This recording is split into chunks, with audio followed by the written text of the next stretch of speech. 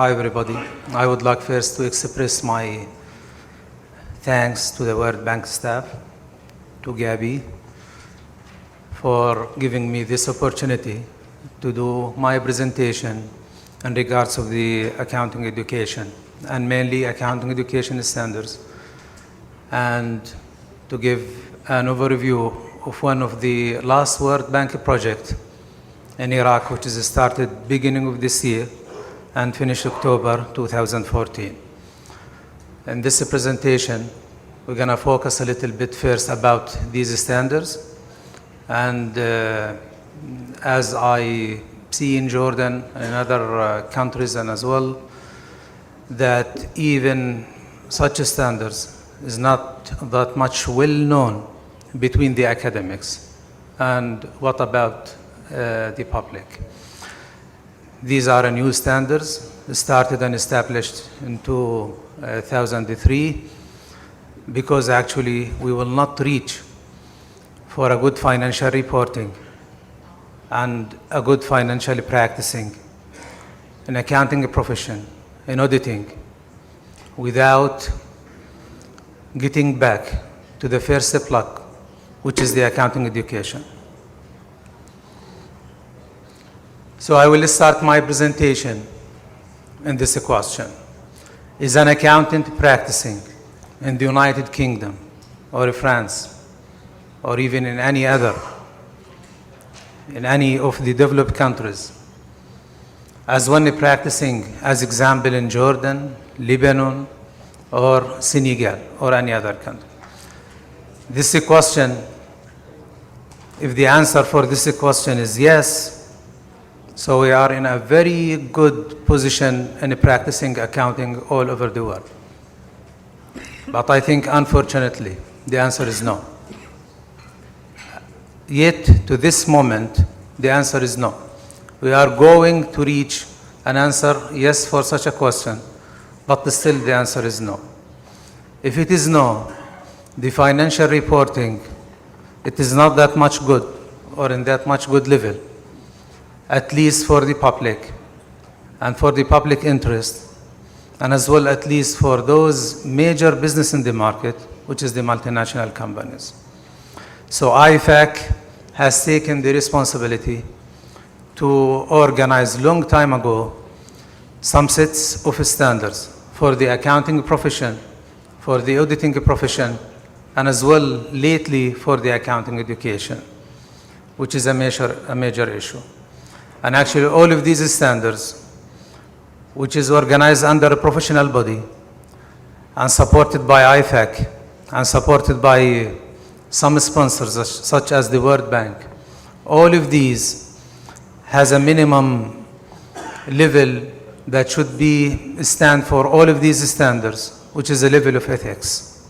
Ethics is so important because actually with no ethics, these standards do not work at all. So we have a set of rules for ethics in each set of these standards. Now, the presentation mainly talking about international accounting education standards. We're talking about education. If we have strong accountancy education, that means in the second stage, we have competent, capable accounting professionals. And then after this, and as well, we have sound financial management for public resources and high quality financial information and business decision making. And this results to effective and efficient delivery of government services to the people and as well the private sector development and economic growth. It is a cycle, and this cycle started with accounting education. So there is a need to maintain a minimum requirements as standards for accounting education all over the world. Otherwise, organizing the practice without organizing the education, it is a cycle with no results. IEASB is the professional body is responsible for issuing the international accounting education standards. And this professional body is independent, and its major goal is to serve the public interest by strengthening the worldwide accountancy profession through the development and enhancement of education. So they set international accounting standards, and they outline content and focus area of high-quality accounting education around the world, increase the competence of the global accountancy profession, contributing to the strength public trust. Why international education standards for accounting education? We need such standards for the following purposes: to minimize differences among countries, because actually we have differences. We have differences for the culture, for the regional differences, religion differences, political differences, but such differences will lead to differences in practice, will lead differences to the results for the public and public interest as well. So we need to minimize the differences among countries, and we need to implement international standards, increase the opportunity for movement of labor over the world countries, and as well to contribute to the global economy. Now the IES, there are 8. To date, we have 8 standards. Number 1 is about entry requirements to the accounting program in a university. And number 2 is about technical competences. And this is the core body of the standards. It's talking about the knowledge that should be delivered to the accounting students during the study stage. And as well, IAS number 3 is about skills and general education. IAS number 4 about values and ethics. IAS number 5 is about experience, which is a transition between the university and between the profession. Practicing the profession, you need a kind of experience to be a professional accountant or a professional auditor. And then there is assessment. So we have IAS 6, which is assessment. Assessment to get a professional certificate. So there is a professional exams, and there is a kind of assessment. So there are some requirements for assessment in terms of the accounting education standards. IAS number 7, which is something is very important, and we need it in the accounting profession, is CPD, which is continuing professional development. And the last one, it is the standard relating to the practicing of auditing. These standards actually goes through stages. Number 1, and then 2 to 4, it is the responsibility of the universities, the accounting departments in different universities all over the world. So number 1 to 4 is entry and university education. It's the responsibility in the first stage to deliver a graduate to the market who has a good knowledge, who has a good skills, and as well who believe in a level of ethics, values, and attitudes. And then the transition to the market, there is the other standards, as I mentioned, practical experience examination, and as well continuing education and audit. For the first, I will go through these standards very quickly. So for the first one, IAS number 1, entry to a program, there are some requirements, and these requirements, when you prepare your requirements for an entry to accounting program in any university, there is a need to make a balance between those requirements, supposed not to be that much low or that much high, to make a balance with the probability of success when he practices the accounting after the graduation to the market. IAS number 2, content to professional accounting education program. As I mentioned before, this is the core. This is the main body. I'm talking about the knowledge, talking about the competences. The accounting graduate to the market, there is a need for a level of knowledge. Which kind of knowledge? It's not just accounting at all.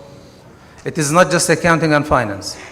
It is accounting and finance in the first level, and it is organizational and business knowledge in the second level or second stage. and as well as IT knowledge and competences. It's hard to imagine accounting graduate to the market and he has lack of knowledge in IT, lack of knowledge in IT skills, or lack of knowledge in how to deal with an environment of a business. For IES number 3, which is about skills, knowledge is not enough at all. Whatever you're giving knowledge to the students in the study stage, when they graduate and go to the market, knowledge alone does not work. They need as well skills. Universities have the responsibility and as well to build and enhance the level of skills in the accounting students. So in the standards, they set different levels of skills. You have intellectual skills, technical and functional skills, personal skills, interpersonal communication skills, and as well skills to deal with the business environment. How far we are from building such skills in students in the stage of accounting education in the universities. IES number 4, as I just mentioned, is about values, ethics, and attitudes. So a profession needs all of these to maintain a minimum level of practicing accounting to serve the public need and the public interest. Now, going to talk about our last project about the accounting education, assessing the accounting education in Iraq. And as well, I would like to express my thanks to my colleagues, accounting professors in Iraqi universities who are attending and as well this event, or some of them, for their help and assistance in finishing this project in Iraqi universities. So actually, we have done a kind of evaluation for the accounting education in all Iraqi universities, and we come with a conclusion. Would like to mention these main points in conclusion, and would like to say as well, these are common, these are not just findings belong to Iraq, and as well common in other countries. At least we have so much common points in Jordan when we have done such a project in Jordan 2 years ago, and I'm sure in other countries same, especially in the Arab countries. So some of these findings, that the accounting programs have no goals. There are no objectives. And there is no outcomes or ILOs. We name it in education ILOs, intended learning outcomes. In each program, it has to identify your ILOs and as well to identify your ILOs for each subject in that program or for each course. And there is another point, is greater flexibility and timeliness is needed for curricula to best respond to students' interest, government, market, and regional needs. And that's supposed to be a kind of connection between the academia, between the accounting departments, and between the market. And actually what we found in Iraq, and I think this is the case and as well in Jordan, there is a big gap between the academic institution and between those professional bodies responsible for the accounting profession in the market or even the government.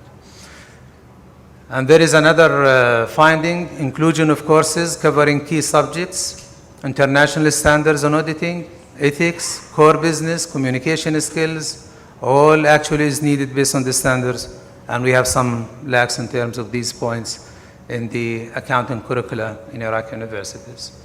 Additional emphasis is needed on the practical application of course of accountancy. Enhanced orientation of university curricula, education toward the needs of the workplace.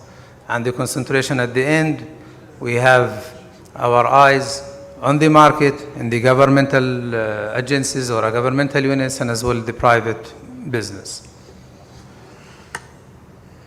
The stock take report and as well the key areas of opportunity for emphasis and guidance in building the students' intellectual skills, personal skills, and interpersonal skills. Actually, the way of teaching, the traditional way of teaching is over and supposed to be over. It is not a good stage nowadays to deliver a graduate to the market, and the way of teaching in the university is just in one direction, from the instructor to the students, and using the traditional method of teaching, and using one traditional method of assessment, which is exam. So we need to concentrate on building the skills and enhance the level of skills in the students before going to the market. So present teaching methods rely very heavily upon lecture, exam, i.e. no group work, presentation, or case studies in the curricula. There is another opportunity to expand upon performance assessment methods. Over-reliance on examination as a method for teaching, evaluating. Interviews indicated that examinations are typically based on examples and exercises given during the lecture. And actually, this is so much a traditional way of teaching. If it was working 10 or 20 years ago, it does not work these days. Another opportunity for improving conditions for professors to build students' intellect and undertake enhanced performance assessment. Currently, and actually this is not just the case in Iraq and as well in Jordan and other countries probably, we have large class sizes. And such large class sizes is a key challenge for professors to take sometimes different methods of assessments. But we can't just stand in one way of assessment, which is exam. We can use the technology, we can use the discussion or presentation, not for the whole students, probably for a team, for some volunteers of students, at least to make or to give them chance to build the skills during their study. Now, what we come in this report, SICTEC report, we come to a conclusion that, or to a recommendation that to reform the accounting education, we put our suggestion in 3 major stages. Number 1 is about structural and procedural reform. It's talking about the procedures and the structure related to the accounting departments, to the universities, to Ministry of Higher Education, and to make a connection between these universities and the market, the professional bodies or professionals in the market.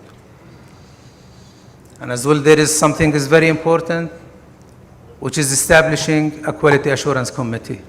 There is a need for a quality assurance committee. If you need to maintain a quality in education or in accounting education, there is a kind of quality of assurance and supposed to be out of the university, an independent body, and even independent from the Ministry of Higher Education. Probably like Jordan, it's connected with the ministry. It is not connected with the Higher Education Ministry, it's connected with the Prime Ministry Council. And the other stage of recommendation was for enhancement is curricular reforms, and that to include competency-based approach to curriculum design. It's already mentioned in the standard. As I mentioned in standards number 2, the knowledge, the competencies, the ILOs, not for the curricula, for curricula and as well for the subject, and for each subject, what kind of ILOs should be contained in that one. And in this one as well, amendment of the curriculum to reduce areas of misalignment with the IEASB. Reflection, a reorientation of curriculum toward needs of the market. The other stage of enhancement in the accounting education is the capacity building of those who are responsible in accounting education in the universities. So we are talking about the accounting staff. So additional training on IAS, IFRS, and ISA for university professors, additional training on active teaching methods, modern and as well teaching in addition to the performance assessment, strengthening of incentive programs to support system for university instructors, professors interested in attaining PhD. How to move from recommendations to implementation. In this World Bank project, we have done different stages. Number 1, there was an event here in Jordan for the Iraqi professors. It was in August, and 35 professors from 32 public private universities shared in that event. And actually, it was that event to give training on IFRS and ISA, IAS, International Accounting Standards, in addition to ISA, International Standards of Auditing, and as well giving them some brief about international education standards.